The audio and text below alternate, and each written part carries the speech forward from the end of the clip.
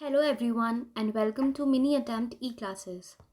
और आज हम लोग चैप्टर पढ़ने जा रहे हैं न्यूरल कंट्रोल एंड कोऑर्डिनेशन। ठीक है, तो इस चैप्टर में हम क्या पढ़ने वाले हैं, जो भी हमारा नर्वस सिस्टम होता है, जो हमारा ब्रेन है, न्यूरॉन्स हैं, वो सब कैसे काम कर रहे हैं। ठीक, कैसे मैसेजेस कैसे एक जगह से दूसरी जगह जा रहे हैं और फिर कोऑर्डिनेशन कैसे हो रहा है डिफरेंट ऑर्गन्स में, तो हम ये देखने जाएंगे। तो न्यूरल कंट्रोल एंड कोऑर्डिनेशन, तो क्या मतलब है इस हेडिंग का। तो सबसे पहले हम देखते हैं कोऑर्डिनेशन का क्या मतलब है। कोऑर्डिनेशन क्या होता है? Coordination is the process through which two or more organs interact and complement the function of each other. तो क्या मतलब है, दो ऑर्गन्स है, एक ए है और एक बी है। ठीक है, अगर ऑर्गन ए को ऑर्गन बी से कुछ चाहिए तो वो कैसे लेगा? ठीक है, कुछ सिग्नल भेजने पड़ेंगे इसको ए से बी तक।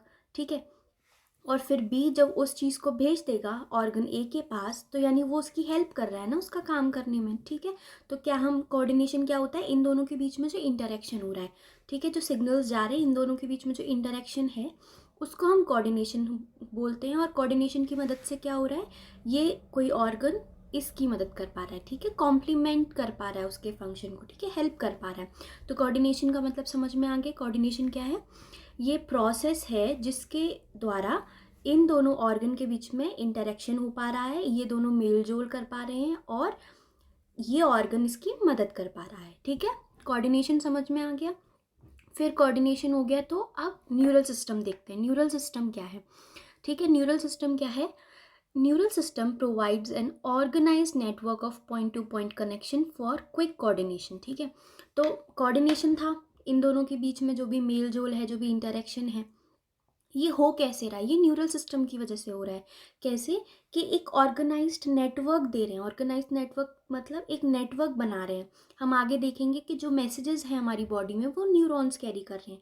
तो वो जो नेटवर्क बनता है न्यूरॉन का, एक न्यूरॉन फिर दूसरा फिर तीसरा, इस नेटवर्क के थ्रू ये दोनों ऑर्गन एक दूसरे से इंटरेक्ट कर पा रहे हैं। ठीक है, मेल जोल रख पा रहे हैं। ठीक है, इसी को हम न्यूरल सिस्टम बोल रहे हैं।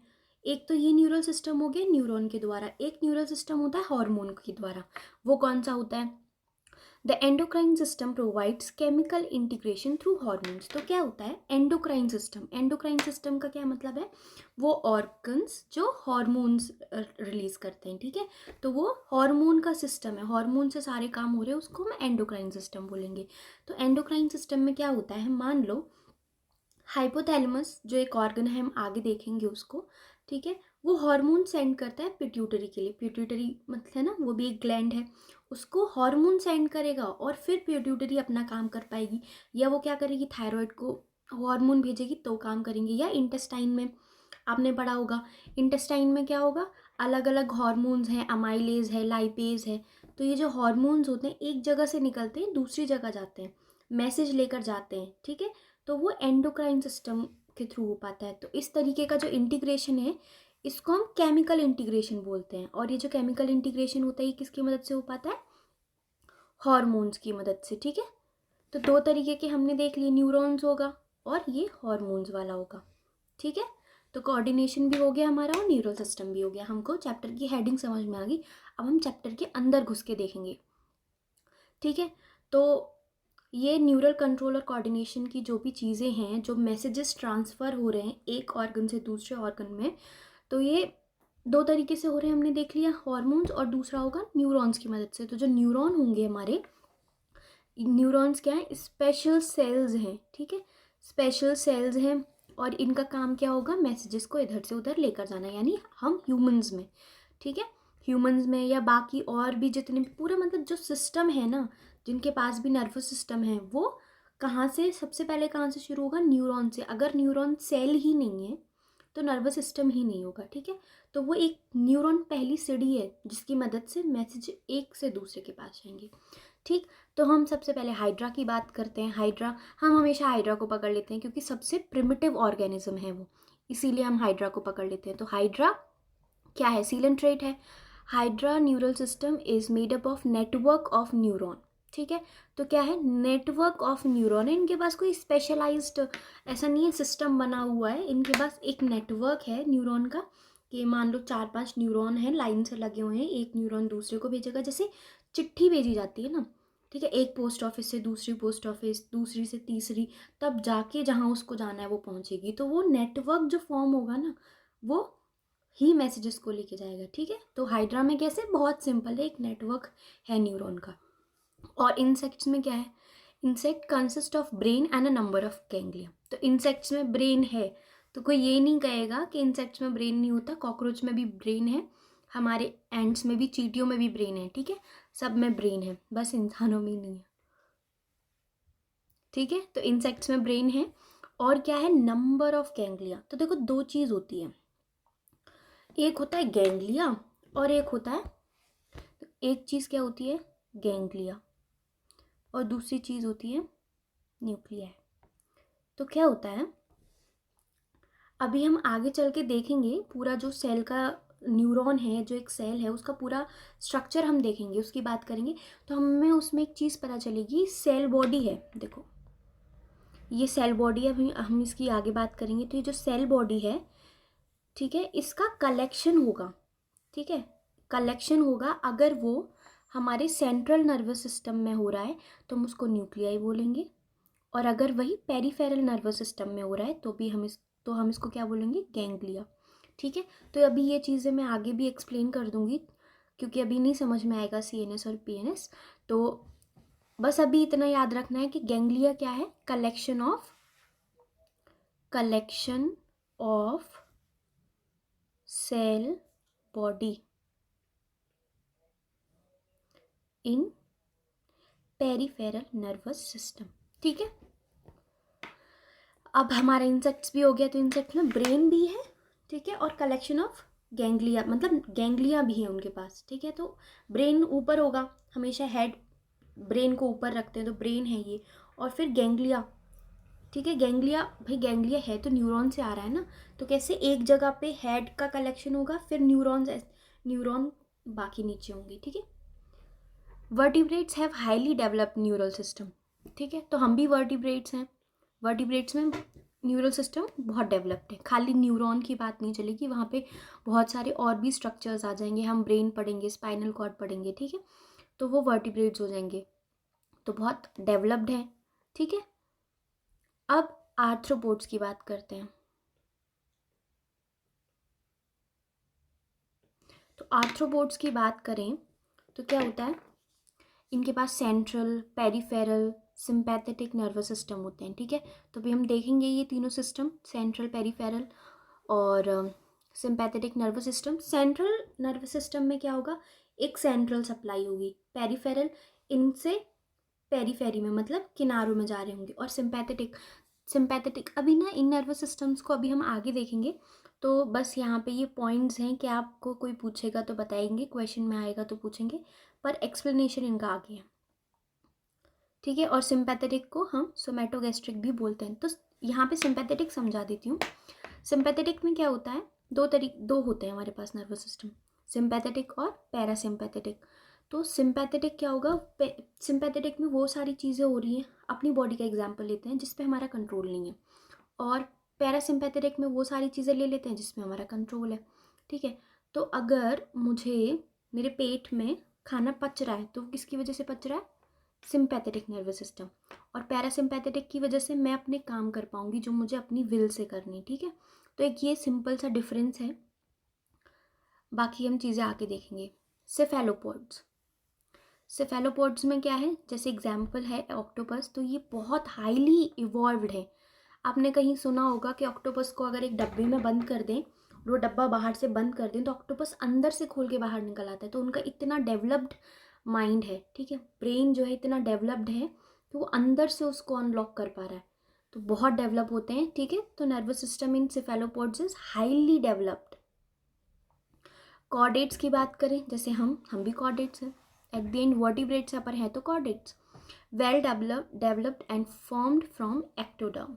ठीक, तो हम देखेंगे जब हम एम्ब्रियो की स्टेज में होते हैं तो क्या होता है, जो हमारे बनना शुरू जो होते हैं तो उसमें 3 लेयर में बनते हैं, 3 लेयर होती हैं। सबसे बाहर होती है एक्टोडर्म, बीच में होती है मीजोडर्म और अंदर होती है एंडोडर्म। ठीक, ये हो गया हमारा एक्टो, ये हो गया मीज़ो और ये हो गया एंडो।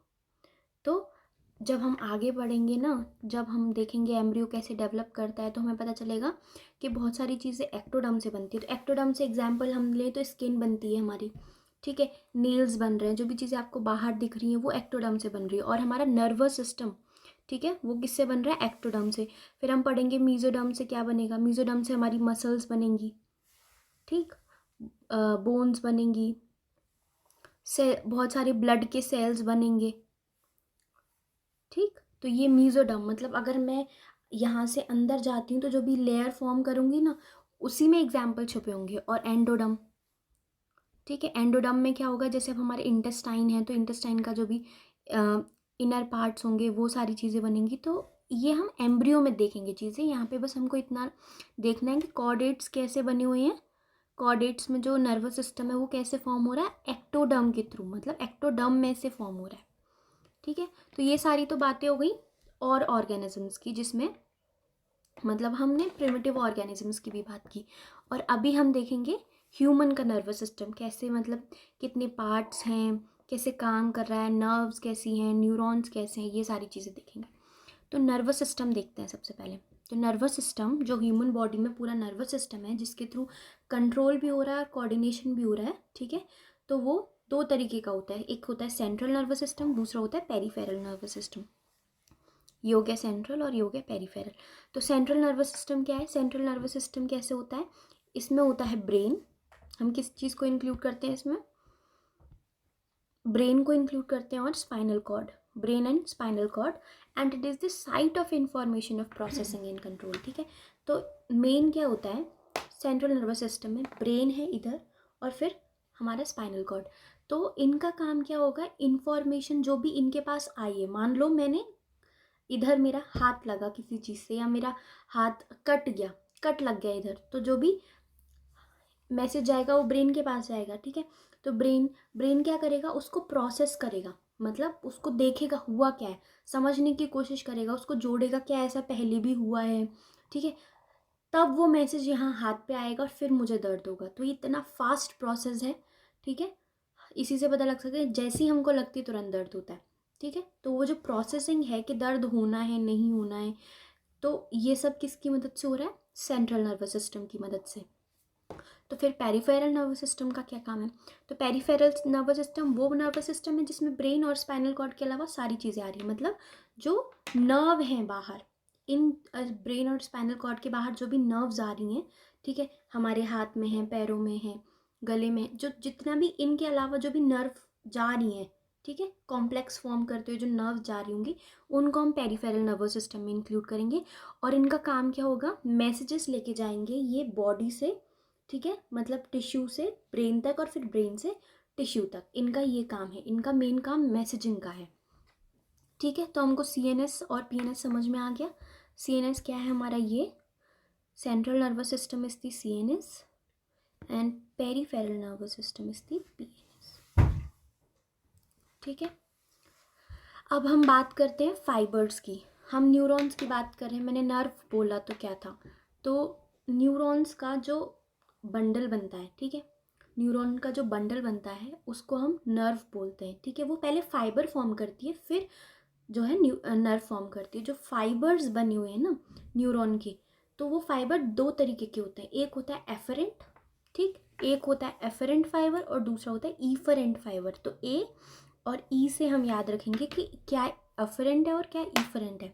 तो अफरेंट का काम क्या होता है, अफरेंट मतलब, वैसे अफरेंट मतलब आना होता है, तो हम ब्रेन के हिसाब से सोच रहे हैं कि ब्रेन के पास कुछ आ रहा है, ठीक है, बॉडी से ब्रेन के पास आ रहा है, मतलब अफरेंट फाइबर्स आ रहे हैं मैसेज लेके, मतलब टिश्यू या ऑर्गन से वो अगर ब्रेन या स्पाइनल कॉर्ड के पास जा रहे हैं तो उनका काम, मतलब वो कैसे फाइबर्स होंगे, अफरेंट फाइबर्स हैं, ठीक है, वो ब्रेन के पास मैसेज ला रहे हैं, मतलब आ रहे हैं ब्रेन के पास।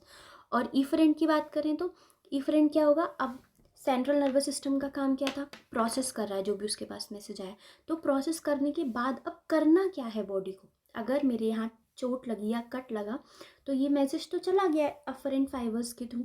अब ईफरेंट फाइबर क्या मैसेज लेकर आएंगे, जो भी ब्रेन ने प्रोसेस किया होगा, ठीक है, जो भी इम्पल्स दिया है ब्रेन ने कि अब करना क्या है वो इफरेंट फाइबर्स लेकर आएंगे, ठीक है।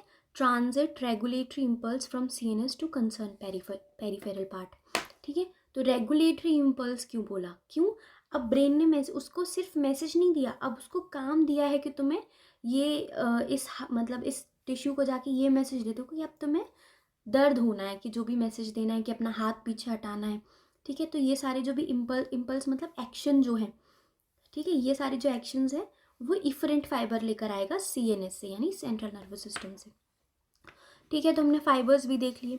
अब हम देखेंगे पेरिफेरल नर्वस सिस्टम में भी हमारे दो पार्ट्स होते हैं। हम पेरिफेरल नर्वस सिस्टम को कैसे डिस्कस करते हैं, तो पेरिफेरल नर्वस सिस्टम कैसे होता है, दो तरीके का होता है, somatic and autonomic nervous system. तो सोमैटिक मतलब सोमा मीन्स सेल्स और ये नर्वस सिस्टम। तो क्या होता है सोमैटिक नर्वस सिस्टम में, हम ना सेल से एक चीज़ याद रखेंगे कि ये सेल्स के लिए काम करेगा, ठीक है। मतलब काम करने का मतलब क्या है कि कोई सेल है या फिर बॉडी है जो भी है ना, वहाँ तक ये इसका काम होगा कि उनको कंट्रोल करना, और वो हमारे कंट्रोल में होगा। तो क्या होगा, सोमैटिक नर्वस सिस्टम का मेन काम होगा कि वो सीएनएस से स्केलेटल मसल्स तक मैसेजेस लेकर आई, ठीक है। जो स्केलेटल मसल्स होती हैं उनका हमारे ऊपर हम कंट्रोल कर सकते हैं उनको, ठीक है। अगर मुझे हाथ ऊपर उठाना है तो मेरी मदद से हो रहा है, मैं खुद कर सकती हूँ। इसमें मुझे अगर बॉडी ने खुद कर लिया तो ऐसा नहीं है कि मुझे पता नहीं चलेगा, मुझे पता चलेगा, मेरी वजह से होगा ये, ठीक है। तो सोमैटिक नर्वस सिस्टम पे हमारा कंट्रोल होता है, ठीक है। और वहीं पे अगर मैं ऑटोनॉमिक नर्वस सिस्टम की बात करूँ तो ऑटोनॉमिक नर्वस सिस्टम पे हमारा कोई हाथ नहीं है, वो बॉडी जैसे ब्रेन मैसेज भेजेगी उसके पास, और हमें पता भी नहीं चलेगा। जैसे अगर बात करूँ, हमारा दिल धड़क रहा है, ठीक है, वो धड़क रहा है, उसमें ब्रेन मतलब हार्ट में कौन सी मसल्स हैं, कार्डियक मसल्स, ठीक है। ये इंटेस्टाइन है, उसमें से खाना पूरा डाइजेस्ट होकर नीचे जा रहा है, तो उसमें कौन सी मसल्स है, स्मूथ मसल सेल्स, ठीक है। तो क्या है, ऑटोनॉमिक नर्वस सिस्टम का काम क्या होगा, ये सीएनएस से इम्पल्स लेकर जाएगी और इनवॉलेंट्री मसल्स यानी कार्डिक सेल्स या स्मूथ कार्डिक मसल्स या स्मूथ मसल्स के पास मैसेज लेकर जाएगी। तो क्या हमें वो पता चलेगा, नहीं, दिल धड़क रहा है ये पता है, पर क्या हमने बोला दिल धड़कने को, क्या अगर हमारा कंट्रोल है उस पर, मैं अगर चाहूँ तो दिल मतलब हार्ट बीट जो है मैं रोक सकती हूँ, नहीं रोक सकती। तो जो ऑटोनॉमिक नर्वस सिस्टम है उस पर हमारा कोई कंट्रोल नहीं है, और सोमैटिक नर्वस सिस्टम जो भी होगा, अब मैंने ये हाथ उठाया, मैं लिख रही हूँ, मैं बोल रही हूँ, ये सब सोमैटिक नर्वस सिस्टम की वजह से होगा, ठीक है, क्योंकि उसमें स्केलेटल मसल्स को हमने इंक्लूड किया। एक चीज़ और, हमने भी कॉर्डेट्स में देखा था कि डेवलपमेंट कैसे हो रहा है, ठीक है। तो जो डेवलपमेंट है हो तो रहा है ये एक्टोडर्म की मदद से, ठीक है, एक्टोडर्म में से हो रहा है डेवलपमेंट, पर होता कब है, स्टार्ट कब हो जाता है, ये स्टार्ट हो जाता है 3rd week of embryonic development, ठीक है। तीसरे वीक से जो भी एम्ब्रियो बनना शुरू हुआ है, 3rd वीक से ही हमारा नर्वस सिस्टम फॉर्म होने लगता है, ठीक है। तो बहुत अर्ली है ये। तो जो हमने बेसिक चीज़ें थी कि हमारा नर्वस सिस्टम क्या सेंट्रल है, क्या पेरिफेरल नर्वस सिस्टम है, कैसे मैसेजेस जा रहे हैं, ये बहुत बेसिक चीज़ है, ठीक है। तो ये पढ़ लिया, पर जो मैसेज को लेकर जा रहा है, जो उसकी फंक्शनल यूनिट है, ठीक है, या जो स्ट्रक्चर हम बार बार दिखाएंगे मैसेज के लिए, वो हम एक स्ट्रक्चर दिखाएंगे, वो है हमारा न्यूरॉन। तो न्यूरॉन क्या है, it is the structural and functional unit of nervous system. Structure क्यों बोला, क्योंकि स्ट्रक्चरल क्यों बोला कि जब हम नर्वस सिस्टम की बात करेंगे तो हम बार बार एक न्यूरॉन दिखाएंगे जिसकी मदद से मैसेज ट्रांसमिट होंगे, या एक स्मॉलेस्ट लेवल जब हम बात करते हैं ना, ये सबसे स्मॉलेस्ट सेल है जिसके बिना मैसेज ट्रांसफ़र ही नहीं होगा, ये स्मॉलेस्ट पार्ट है उस नर्वस सिस्टम का, इसीलिए स्ट्रक्चरल बोला। जैसे एक घर में ईंट लगती है ना बनने के लिए, ये वो ईंट है नर्वस सिस्टम की। और फंक्शनल क्यों बोला, क्योंकि यही फंक्शनल है, इसके बिना अगर न्यूरॉन्स नहीं होंगे तो कुछ बॉडी का मतलब नर्वस सिस्टम का कोई काम ही नहीं, क्योंकि सब कुछ कौन कर रहा है, न्यूरॉन्स करेंगे। चाहे उनका बंडल फॉर्म हो रहा है, कलेक्शन है, गैंग्लिया फॉर्म हो रहा है, एक्सॉन्स बन रहे हैं, ठीक है, वो न्यूक्लियाई बन रहे हैं, तो ये सब न्यूरॉन का काम है, ठीक है। तो स्ट्रक्चरल तो ये है कि ईंट है। अब फंक्शनल बोला क्योंकि सबसे स्मॉलेस्ट यूनिट है ये जो फंक्शन कर रही है, ठीक। तो structural and functional unit of nervous system. और ये अब किसकी बनी हुई रहती है, इसके 3 मेन पार्ट्स होते हैं, cell body, dendrite and axon देखते हैं।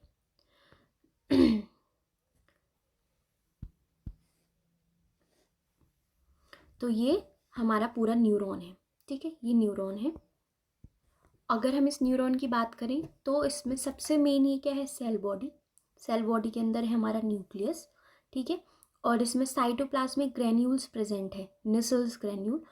और निसल्स ग्रेन्यूल के बारे में एक इम्पॉर्टेंट पॉइंट है जो नीट में काफ़ी बार आ चुका है कि Nissl's granule are only present in cell body and dendrites, या हम ये बोल सकते हैं दे आर एब्सेंट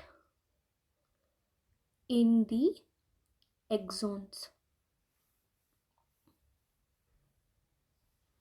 ठीक,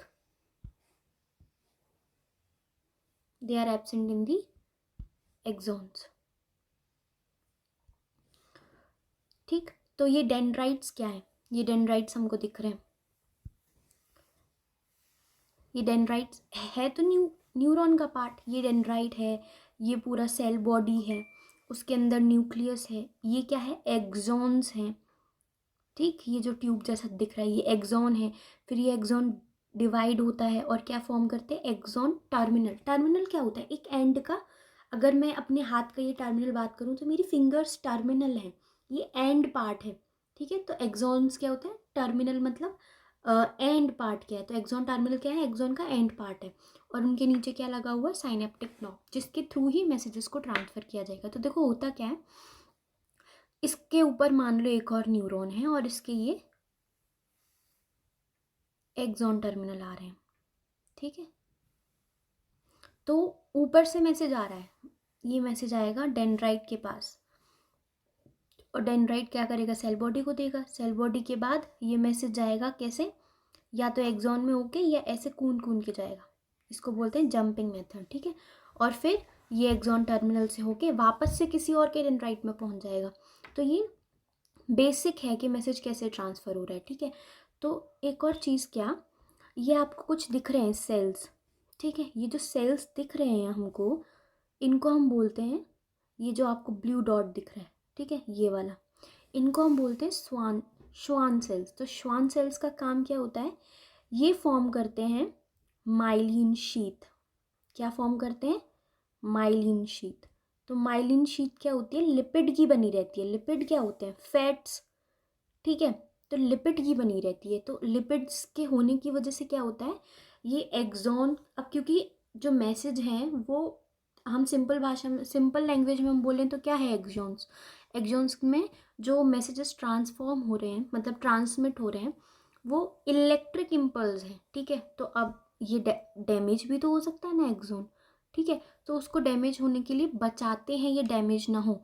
तो क्या होता है, ये माइलिन शीथ जो लगी हुई है ऊपर, ये इसको क्या बोलते हैं, माइलिन शीथ बोल रहे हैं ये, ठीक है। तो इसकी मदद से क्या होगा, जो इम्पल्स होगा वो ऐसे जंप, क्योंकि आपने देखो सुना होगा फैट में कभी करंट नहीं लगेगा, ये बात अब हमेशा याद रखो कि फैट में जो लिपिड्स हैं वहाँ करंट नहीं लगेगा।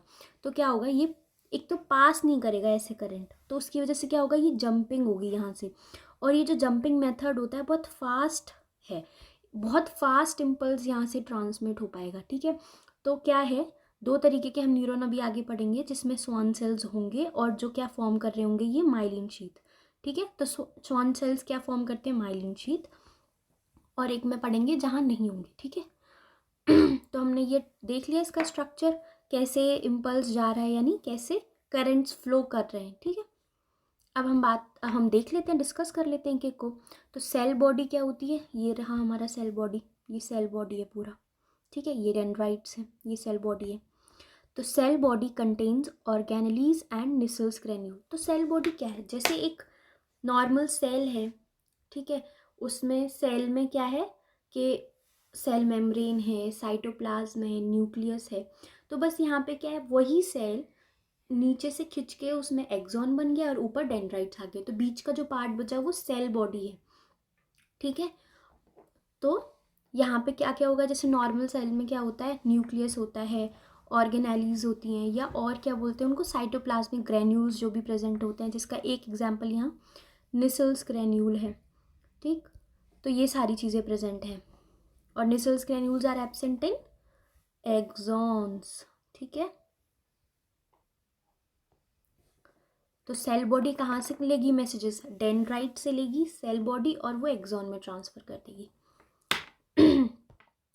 अब बात करते हैं हम इसकी डेंड्राइट की। तो डेंड्राइट क्या होते हैं? शॉर्ट फाइबर्स होते हैं, ठीक है, जो हमारे सेल बॉडी से निकले रहते हैं, और इनका काम क्या होता है? दूसरे एक्सॉन से मैसेज लेंगे और फिर अपनी सेल बॉडी को भेजने का, बस इनका सिंपल सा काम है, ठीक। और इनके अगर मैं बोलूँ निसल्स ग्रेन्यूल है इनके पास, तो हाँ है, निसल्स ग्रेन्यूल होते हैं। किसके पास? डेंड्राइट के पास भी निसल्स ग्रेन्यूल होते हैं, बस कहाँ प्रेजेंट नहीं है? एक्सॉन में नहीं है।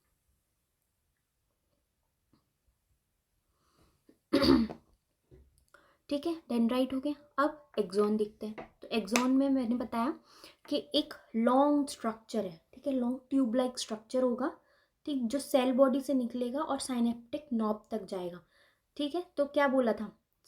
एक्सॉन टर्मिनल, टर्मिनल क्या होता है? एंड पार्ट, और एंड पार्ट पे एक ऐसा लोब्यूलर स्ट्रक्चर है। तो ये जो लोब्यूलर स्ट्रक्चर है इसको हम क्या बोलते हैं? Synaptic knob. देखो डायग्राम में ये है साइनेप्टिक नॉब, और यही एंड में मैसेज, इस यही तो टर्मिनल पॉइंट है जहाँ से मैसेज जाएगा, ठीक है। तो साइनेप्टिक नॉब से कुछ ऐसे केमिकल्स रिलीज होंगे जो दूसरे डेंड्राइट के पास जाएंगे, तो वही तो मैसेज लेके जा रहे हैं। तो साइनेप्टिक नॉब का काम है एंड में जो मैसेजेस लेकर जाएगा, सिग्नल्स जो लेकर जाएगा, ठीक है।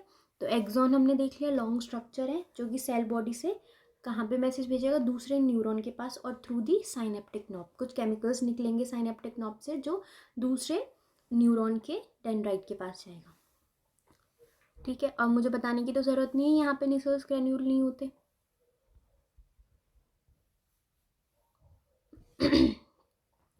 तो ये हमारा न्यूरॉन का जो बेसिक स्ट्रक्चर था वो हमने पढ़ लिया है अभी। अभी हम बात करेंगे कि न्यूरॉन्स जो है कितने तरीके के होते हैं, ठीक है। न्यूरॉन्स बहुत सारे तरीके के होते हैं, उसमें से कुछ 3 तरीके के हम पढ़ेंगे ऑन द बेसिस ऑफ कि एक्सॉन कितने हैं और डेंड्राइट कितने हैं, ठीक है। तो हमारा सबसे पहला है मल्टीपोलर। ये क्या है? मल्टीपोलर। तो मल्टीपोलर क्या है कि 1 एक्सॉन होंगे या फिर 2 और मोर डेंड्राइट होगा। देखते हैं कैसे। जैसे मान लो ये सेल बॉडी है, ठीक है, ये ऐसे एक्सॉन्स निकले, ये डेंड्राइट्स निकले रहते हैं, ठीक है। एक और ये है, यहाँ से भी डेंड्राइट निकले हुए हैं, ये है हमारी सेल बॉडी, और ये डेंड्राइट निकले हुए हैं, और ऐसे इधर से ये एक्सॉन जा रहा है, ठीक है। तो इसके 2 डेंड्राइट्स हैं या 2 से ज़्यादा भी हैं। तो जो हमने अभी न्यूरॉन का डायग्राम बनाया है, इधर कितने डेंड्राइट्स है? 1 2 3 4, ठीक है। तो कितने हैं? 4 डेंड्राइट्स हैं ये टोटल, तो यानी 2 से ज़्यादा है ना, तो ये मल्टीपोलर में आएंगे, ठीक है। और ये मेनली मिलते कहाँ पे हैं? These neurons are found in the cerebral cortex, ठीक है। यानी जल्दी डेंड्राइट मतलब ज़्यादा मैसेजेस सेल बॉडी में आ रहे हैं, फिर जाना तो फिर भी एंड में एक ही एक्सॉन से, तो जितने ज़्यादा मैसेजेस आएंगे उतना जल्दी होगा। तो सेरेब्रल कॉर्टेक्स में, सेरेब्रल कॉर्टेक्स हम अभी आगे देखेंगे, मेन जो सोचने का काम होता है ना वो सेरेब्रल कॉर्टेक्स का होता है। तो जितना जल्दी मैसेज आएगा, कैसे ना हम कितनी जल्दी सोच लेते हैं कि अभी यहाँ से अमेरिका जाना है, ठीक है, बहुत जल्दी। और जो स्पीड है ना वो क्यों है? क्योंकि इम्पल्स जो है वो बहुत सारे डेंड्राइट से होके तब आ रहे हैं सेल बॉडी के पास, फिर एक्सॉन के से होके जा रहे हैं, ठीक है। तो मल्टीपोलर हमने देख लिया और एग्जाम्पल भी देख लिया कि सेरेब्रल कॉर्टेक्स में प्रेजेंट है। अब हम देखें बाईपोलर। तो बाईपोलर में क्या होगा? एक और एक्सॉन होगा और एक डेंड्राइट होगा। जैसे ये सेल बॉडी है हमारी, ठीक है, और ये एक एक्सॉन है, ये डेंड्राइट है और एक एक्सॉन है। सिंपल, मतलब एक इधर से इम्पल्स आएगा और ऐसे चला जाएगा। तो ये कहाँ मिलते हैं हमें? आइज़ में। आइज़ में कहाँ? रेटिना, ठीक। फिर यूनिपोलर। तो यूनिपोलर में क्या होगा? सिर्फ एक सेल बॉडी होगी और एक एक्सॉन होगा, ठीक है। और यहाँ कोई डेंड्राइट नहीं है, मतलब कोई मैसेज आना ही नहीं है। या कैसे बोल रहे हैं? मैसेज आ रहा है पर डायरेक्ट सेल बॉडी में आ रहा है। जो केमिकल्स रिलीज होने थे साइनेप्टिक नॉब से वो डायरेक्ट कहाँ रिलीज होंगे? सेल बॉडी में होंगे, ठीक है। और ऐसे कहाँ पे मिलेंगे हमको? एम्ब्रियोनिक स्टेज में, यानी कि डेवलप्ड नहीं है ना अभी वो प्रॉपर। तो यूनिपोलर में हमको लग ही रहा है कि कुछ कमी है, तो यानी एम्ब्रियोनिक स्टेज, यानी भी प्रॉपर डेवलपमेंट नहीं देखा। ठीक, तो हमने ये भी देख लिया कि कितने तरीके के न्यूरॉन होते हैं। अब हम देखेंगे एक्सॉन्स कितने तरीके के होते हैं। जो मैं बात कर रही थी ना कि श्वान सेल्स हैं, वो माइलिन शीथ फॉर्म करेंगे, क्या सब कुछ, ठीक है। तो अब ये देखेंगे तो क्या है, ये है मान लो एक्सॉन्स, ये एक्सॉन है हमारा, ये माइलिन शीथ है। इन दोनों के बीच में क्या प्रेजेंट है, जो जगह प्रेजेंट है इसको हम क्या बोलते हैं, नोड ऑफ रेनिव्यू, ठीक है। जो स्पेस होती है यहीं से तो जंपिंग होगी। इसका नाम इम्पॉर्टेंट क्यों है, क्योंकि जो जंपिंग होगी ना, जो इम्पल्स ट्रांसमिट होगा वो एक नोड ऑफ रेनवियर से दूसरे नोड ऑफ रेनवियर तक जाएगा, इसीलिए इसका नाम बोला, वरना क्या ज़रूरत थी पढ़ने की, कोई ज़रूरत नहीं है। तो एक्सॉन को हम देखते हैं, दो तरीके के एक्सॉन होते हैं। तो क्या है, ये हमारा एक्सॉन था। एक्सॉन में क्या प्रेजेंट है, ये इसके ऊपर क्या प्रेजेंट है, माइलिन शीथ। माइलिन शीथ के अंदर क्या है, स्वान शेल्स। तो मैं इस तरीके से जो बोल रही हूँ ये गलत है, क्यों, क्योंकि स्वान शेल ने ही इस माइलिन शीथ को फॉर्म किया है, और इसकी मदद से ये जो एक्सॉन है, अब हम इसको क्या बोलेंगे, माइलिनेटेड बोलेंगे। क्यों, क्योंकि उसके ऊपर माइलिन शीथ प्रेजेंट है, ठीक है। और वहीं पे अगर यही श्वान सेल प्रेजेंट है दूसरे एक्सॉन पे और वो माइलिन शीथ नहीं फॉर्म कर रहा है, तो इसको हम क्या बोलेंगे, अनमाइलिनेटेड, ठीक है। तो क्या डिफरेंस क्या है इन दोनों में कि माइलिन है, अनमाइलिनेटेड है। तो देखो सबसे बड़ा जो डिफरेंस है वो तो यही होगा कि यहाँ पे कोई माइलिन नहीं है तो no nodes of Ranvier, no lipids, ठीक है, लिपिड ही नहीं है। तो अब क्या होगा, जो इम्पल्स है वो डायरेक्ट ऐसे जाएगा, और मैंने बताया था जो जंपिंग वाला मेथड है ना, ऐसे करके, ये फास्ट है इम्पल्स को ट्रैवल करने के लिए, और ये स्लो है, यानी कि जो अनमाइलिनेटेड होंगे उनमें स्लो इम्पल्स का ट्रांसफ़र होगा, और जो माइलिनेटेड होंगे वो फास्ट होंगे, ठीक है। तो myelinated are fast and unmyelinated are slow. तो ठीक है, हमने देखा स्वान सेल्स ने बनाया क्या, माइलिन शीथ, ठीक है। और इन दोनों के बीच में जो गैप थे उसको हम क्या बोलते हैं, नोड्स ऑफ रेनिवियर, ठीक।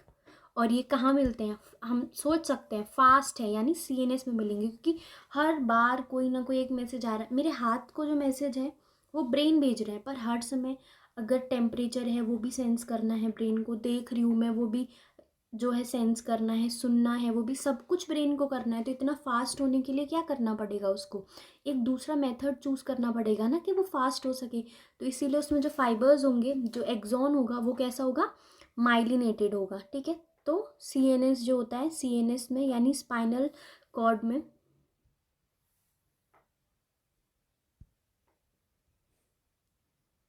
यानी सीएनएस नहीं, पीएनएस की नर्व्स, जो हमारे स्पाइनल और क्रेनियल नर्व्स हैं, यानी पीएनएस जो है, क्योंकि इनका काम है ना इम्पल्स लेकर जाना, जल्दी से जल्दी इम्पल्स लेकर जाना, तो ये फास्ट हो सके, इसीलिए कौन, मतलब स्पाइनल और क्रेनियल नर्व्स, जो कि पेरिफेरल नर्वस सिस्टम का काम है।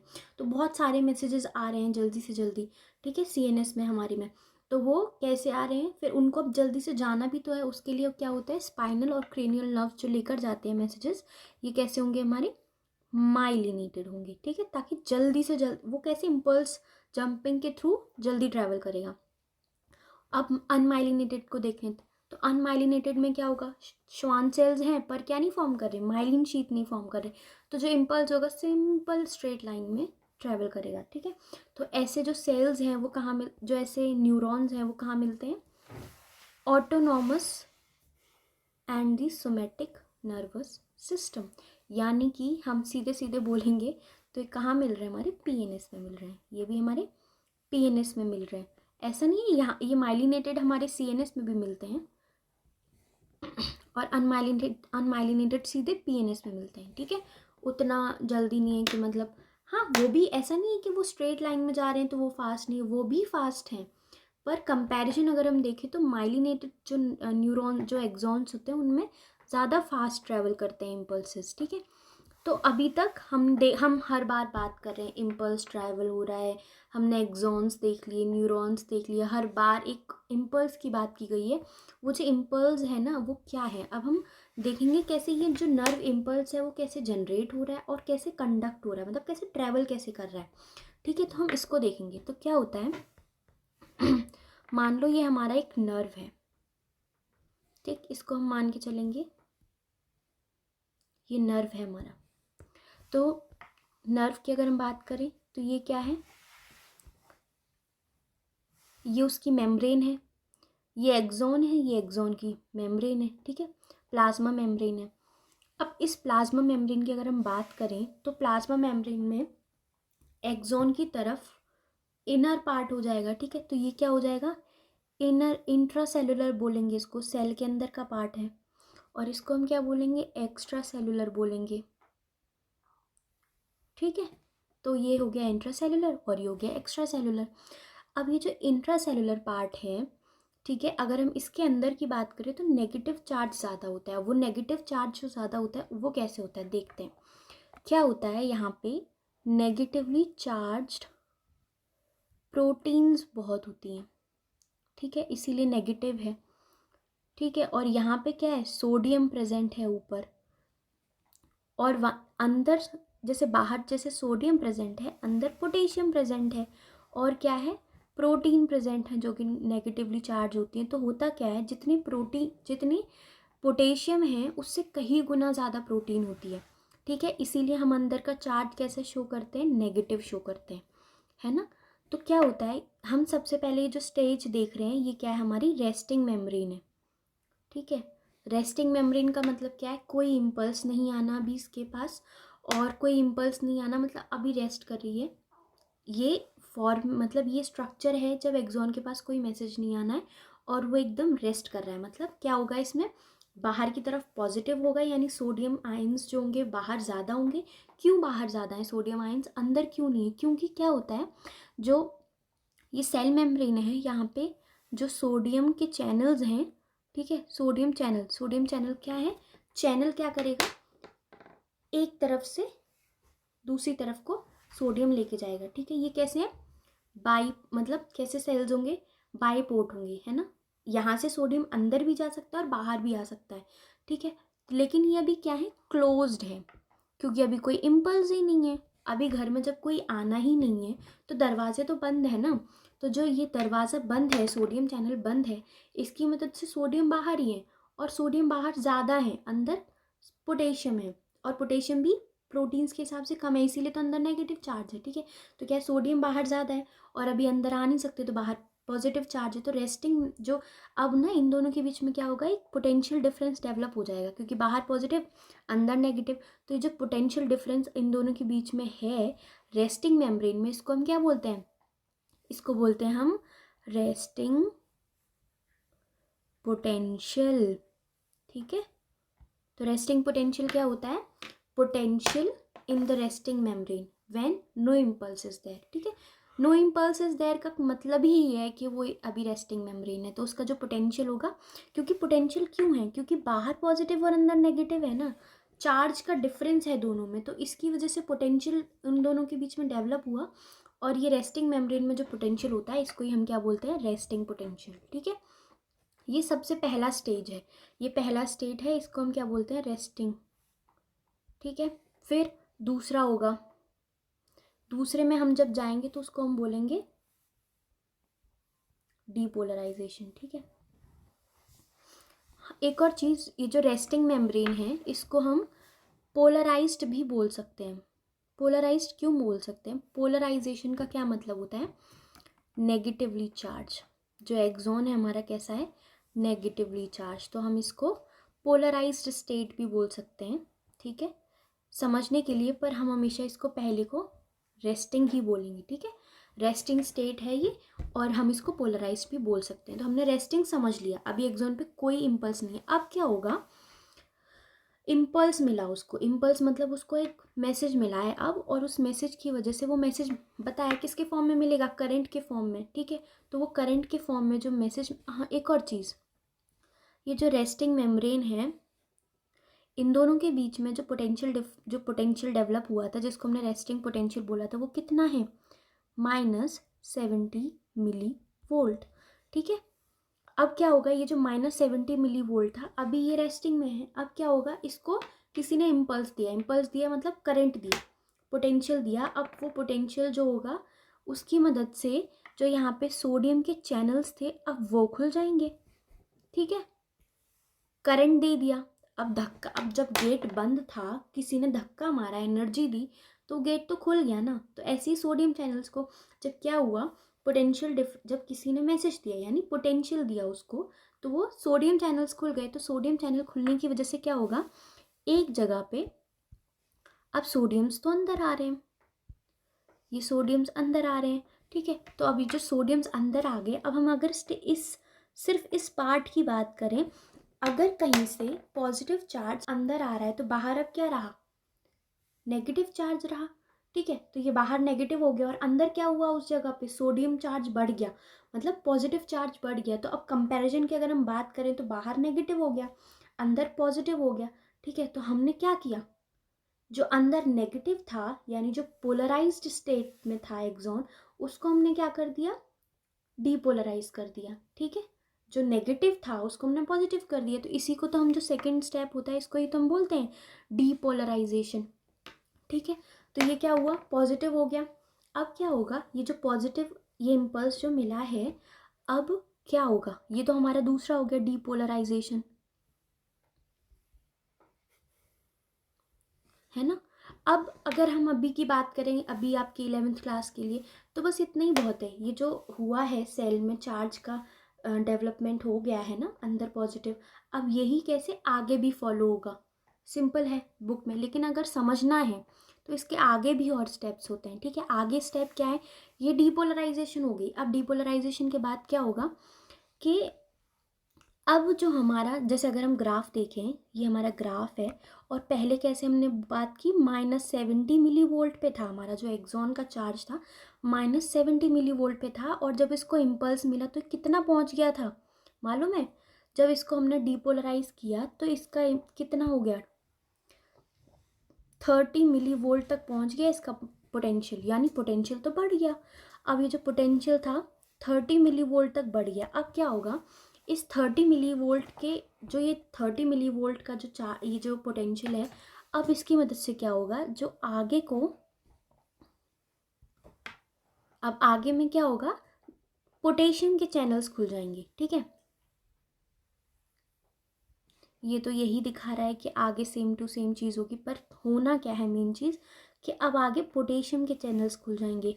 अब ये जो पोटेशियम के चैनल होंगे ना, इस पोटेशियम के चैनल के थ्रू अब क्या होगा कि पोटेशियम चैनल खुल गए। तो हमेशा सेल में एक चीज़ कभी भी बात आएगी, तो सेल की अगर हम बात करेंगे, सेल के अंदर पोटेशियम ज़्यादा होंगे, और सेल के बाहर की बात की जाएगी तो हमेशा सोडियम ज़्यादा होगा। तो जो हमेशा सेल में क्या ज़्यादा होगा, पोटेशियम। यानी अगर चैनल खुला है, अगर किसी कमरे में 5 लोग हैं, ठीक है, पोटेशियम के, और वो कैसे ना बंद है, ज़्यादा लोग हैं ना मतलब कमरे में, और दरवाज़ा खुल गया, तो वो बाहर ही जाएंगे ना, जगह नहीं है ना अंदर, तो बाहर ही जाएंगे। तो हमेशा पोटेशियम सेल्स के अगर पोटेशियम चैनल खुलेगा तो कैसे जाएंगे, पोटेशियम हमारा बाहर जाएगा। ठीक है, तो अब एक चीज़ ये समझना कि जब सोडियम आ रहा था तो उसने एक्सॉन की इनर मेम्ब्रेन को पॉजिटिव बनाया, यानी उसको डीपोलराइज किया। पर अब क्या हो रहा है, सोडियम क्या था, पॉजिटिव चार्ज था, लेकिन अब पॉजिटिव चार्ज जो पोटेशियम में भी था वो तो बाहर जा रहा है। ठीक है, तो उस बाहर जाने की वजह से क्या होगा, यहाँ पे फिर से थोड़ा सा नेगेटिव हो जाएगा। ठीक है, और वो जो जो थोड़ा सा नेगेटिव मतलब पॉजिटिव चार्ज बाहर जा रहा है, इसको ही हम क्या बोलेंगे, रीपोलराइजेशन, मतलब फिर से सेल नेगेटिव हो रहा है। ठीक है, ये इतना रीपोलराइज हो जाएगा कि कहाँ तक पहुँच जाएगा, -90 मिली वोल्ट तक। ठीक है, फिर -90 मिली वोल्ट तक फिर क्या होगा, फिर सेल्स में इतना कम पोटेंशियल होने की वजह से जो पोटेशियम चैनल्स थे वो क्लोज हो जाएंगे। ठीक है, पोटेशियम चैनल क्लोज हो, ये क्या होगा, पोटेशियम चैनल क्लोज हो गया, सोडियम चैनल तो पहले ही क्लोज हो चुका था। अब क्या होगा, एक और नया चैनल खुलेगा। ठीक है, उसकी हम बात, वो क्या है, सोडियम और पोटेशियम चैनल, उसकी मदद से क्या होगा, 2 पोटेशियम अंदर आएंगे और 3 सोडियम बाहर जाएंगे। तो फिर क्या होगा, जो सोडियम, ये जो चार्ज था ना, ये जो सेल में चार्ज था, ये पहले जैसा हो जाएगा। ठीक है, जितना आया था उतना ही बाहर चला जाएगा, और उसकी मदद से ये पोटेंशियल थोड़ा बढ़ के फिर से -70 मिली वोल्ट पे आ जाएगा। तो ये एक साइकिल है, मतलब ये जो एक प्रोसेस है अब यही रिपीट होगा बार बार, ठीक है। तो जो एनसीईआरटी में लिखा हुआ है ना कि ये जो मेमोरी नेगेटिव, ये पॉजिटिव हुई, ये नेगेटिव हुआ, फिर ये रिपीट होने लग गया, तो ये जो रिपीट है ना वो पूरी ये पूरा जो हमने देखा कि कैसे पहले रेस्टिंग मेम्ब्रेन थी, फिर रेस्टिंग मेम्ब्रेन के बाद क्या हुआ, इम्पल्स आया, ठीक है, जो पोटेंशियल आया था उसकी मदद से पोटेंशियल, अब पोटेंशियल आया तो सोडियम चैनल खुल गए, सोडियम चैनल खुले तो सोडियम अंदर आए, सोडियम अंदर आए तो क्या हुआ, उसने एक्सॉन का पोटेंशियल बढ़ा दिया, कितना, -70 से +30 ले गया। अब जो +30 जब पहुंच गया तो उसकी मदद से क्या हुआ, पोटेशियम चैनल्स खुल गए। अब पोटेशियम चैनल्स खुल गए तो पोटेशियम हमेशा कहाँ जाता है, सेल्स के अंदर से बाहर जाएगा हमेशा। तो पोटेशियम चैनल बाहर गए यानी पॉजिटिव बाहर गया, पॉजिटिव बाहर गया यानी अंदर जो हमने मेम्ब्रेन जैसे तैसे पॉजिटिव बनाई थी उसका चार्ज तो बाहर जा रहा है, यानी कि अब अंदर नेगेटिव होने लग गया। अब वो इतना नेगेटिव हो जाएगा कि -70 मिलीवोल्ट से जो स्टार्टिंग का रेस्टिंग मेम्ब्रेन था अब वो -90 हो जाएगा। तो ये जो -90 होगा इसकी, अब इतना नेगेटिव होने की वजह से क्या होगा, पूरा एक चैनल हमारा दोबारा से खुल जाएगा, सोडियम एंड पोटेशियम चैनल। तो उसकी मदद से क्या होगा, सोडियम वापस अंदर आएंगे और पोटेशियम्स वापस अंदर आएंगे और सोडियम्स बाहर जाएंगे, ठीक है। तो क्या होगा, 3 और 2 का रेशियो होगा,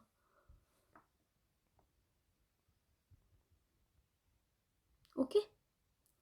तो पोटेशियम्स जो आएंगे वो सेल के अंदर ज़्यादा अंदर आएंगे, ठीक है, 3 सोडियम आएंगे, 3 पोटेशियम आएंगे और 2 सोडियम बाहर जाएंगे। तो क्या होगा, अंदर मेम्ब्रेन फिर से पहली जैसी हो जाएगी, ठीक है, वापस से रेस्टिंग मेम्ब्रेन पे आएगी, तो -90 से वापस से -70 पे आ जाएगी। और इसी को हम क्या बोलते हैं, ये वापस से कहाँ गई, रेस्टिंग मेम्ब्रेन पे। ये तो अब ये जो साइकिल, ये जो पूरा प्रोसेस हुआ अब यही बार बार रिपीट होगा। एक हमने अभी जो बात की ना वो एक पार्ट की बात की थी, ये इस पार्ट पे हुआ, फिर से यहाँ, अब इसने क्या किया, जब यहाँ तक हो गया तो अब इसने इम्पल्स दिया इस दूसरे पार्ट को, इस पे पूरी साइकिल होगी, फिर ये इम्पल्स देगी इस पार्ट पे, ये साइकिल रिपीट हो रही है, ठीक है। तो आपके लेवल पर, लेकिन अगर आपको अभी आपको अगर पूछा जाएगा तो आपको क्या बोलना है, बस आपको क्या बोलना है कि क्या होगा, एक न्यूरल मेम्ब्रेन है, ठीक है, जिसमें एक्स्ट्रा सेलुलर पार्ट बाहर, अंदर इंट्रा सेलुलर, और ये मतलब सेल प्लाज्मा मेम्ब्रेन की बात कर रहे हैं ना, ये हम प्लाज्मा मेम्ब्रेन की बात कर रहे हैं, इसके बाहर एक्स्ट्रा सेलुलर, ये इंट्रा सेलुलर और ये एक्सॉन, ठीक है, एक्सॉन की प्लाज्मा मेम्ब्रेन की बात कर रहे हैं ना।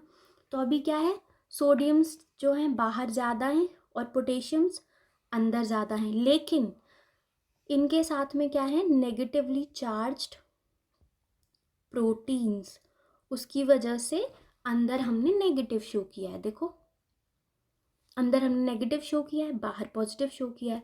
तो ये जो नेगेटिव है इसकी वजह से और बाहर जो पॉजिटिव है उसकी वजह से बीच में क्या आ रहा है, पोटेंशियल डेवलप हो रहा है।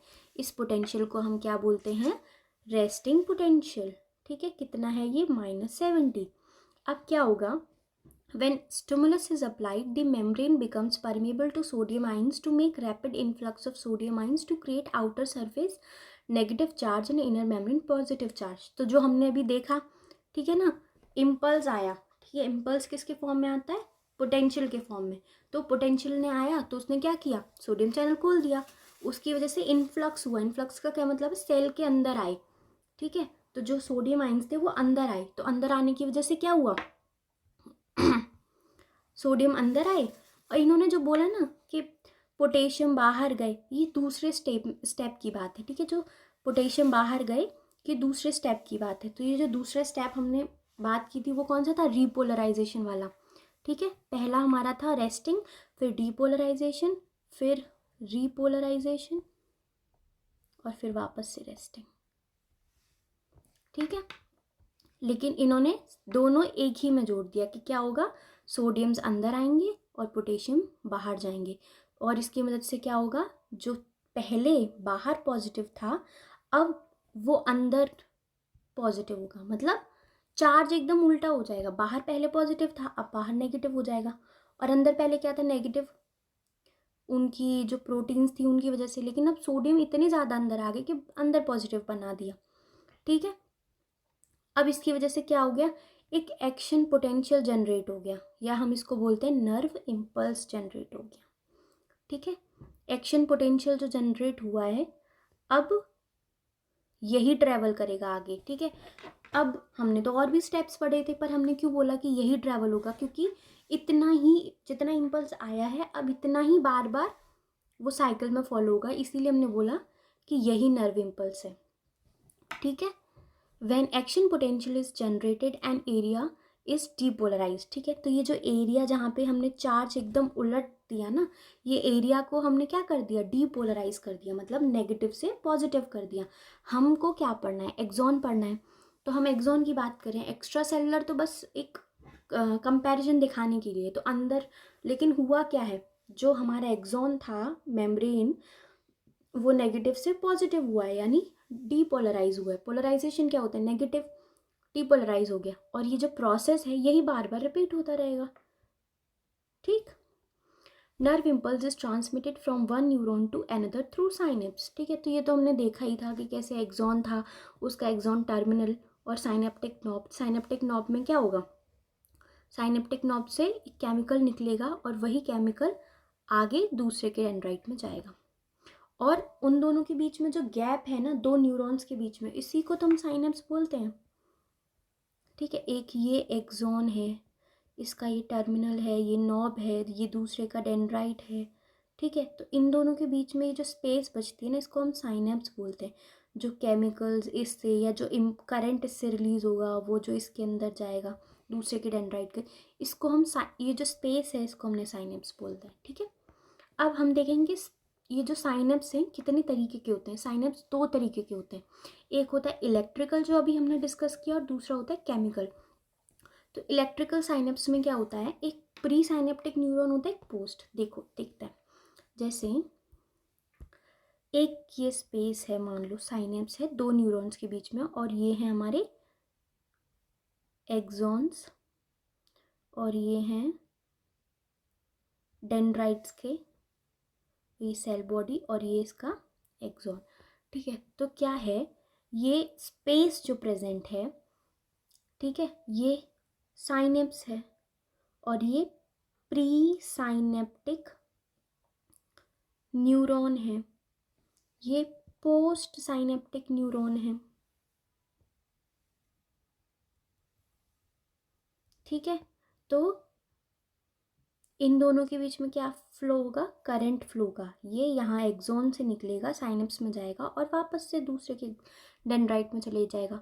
तो ये जो हम करंट फ्लो, अगर हम करंट फ्लो की बात करते हैं तो हम इलेक्ट्रिकल साइनेप्स बोलेंगे उसको। क्यों, क्योंकि यहाँ इम्पल्स करंट के फॉर्म में फ्लो कर रहा है। लेकिन वहीं अगर केमिकल साइनेप्स की बोलें तो केमिकल से तो समझ में ही आ रहा है कि दोनों के बीच में कुछ तो केमिकल लोचा है, कि कुछ तो केमिकल रिलीज़ हो रहा है दोनों के बीच में, और वो जो केमिकल रिलीज़ होगा साइनेप्स के थ्रू उसी को हम केमिकल साइनेप्स बोलेंगे, ठीक है। तो जो केमिकल साइनेप्स और जो इलेक्ट्रिकल साइनेप्स है उसमें डिफरेंस होता है उसके फॉर्मेशन में। क्यों, जो इलेक्ट्रिकल साइनेप्स था उसको चाहिए एकदम ड्राई, ठीक है, वहाँ पे कोई फ्लूइड प्रेजेंट नहीं होना चाहिए, वरना वो क्या करेगा, रुकावट लाएगा उसको फ्लो करने में। और जो केमिकल साइनेप्स होता है उसमें क्या होता है, यहाँ फ्लूइड फिल्ड रहता है पहले से ही, एक फ्लूइड क्या है पहले से ही भरा हुआ रहता है, और इसी के अंदर से होके केमिकल्स निकलते हैं। तो जो केमिकल्स अब निकलेंगे ना इस न्यूरॉन से, उसको हम क्या बोलेंगे, न्यूरो ट्रांसमीटर्स, ठीक है। न्यूरो ट्रांसमीटर्स रिलीज होंगे, और यहाँ क्या हो रहा था, करंट फ्लो हो रहा था इलेक्ट्रिकल में। तो जो न्यूरो ट्रांसमीटर्स होते हैं वो क्या करेंगे, एक न्यूरॉन से निकलेंगे, साइनेप्स बन जाएंगे, फिर दूसरे के डेंड्राइट पर जाएंगे, ठीक है। तो ये हमारा केमिकल साइनेप्स था। तो आज की जो हमारी ये पूरी नर्वस सिस्टम की क्लास थी, ये एक जनरल नर्वस सिस्टम था, ठीक है। अभी हमने यहाँ कोई ऑर्गन डिस्कस नहीं किया, हमने नहीं बताया ब्रेन कितने पार्ट्स हैं, क्योंकि ये सारी चीज़ें हम नेक्स्ट क्लास में पढ़ेंगे। तो यहाँ पे बेसिक्स कंप्लीट होता है, ठीक है। तो अगर आपको कोई डाउट है तो वो आप प्लीज़ कमेंट करके बताइए। और बस ये चैप्टर यहीं पे, अभी ये पार्ट 1 है, दूसरा पार्ट हम नेक्स्ट वीडियो में बनाएंगे। So thank you very much.